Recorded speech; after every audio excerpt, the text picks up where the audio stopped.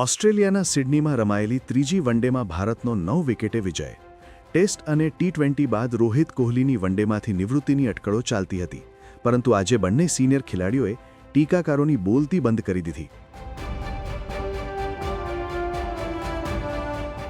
આ મેચમાં કોહલીએ 74 અને રોહિત શર્માએ 121 રન ફટકાર્યા હતા.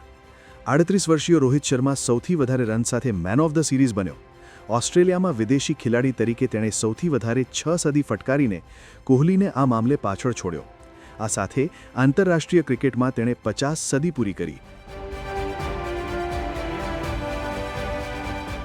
તો વિરાટ કોહલીએ વનડે ક્રિકેટમાં સૌથી વધુ રનના મામલે સંગકારાને પાછળ છોડી સચિન બાદ બીજો ક્રમ મેળવ્યો.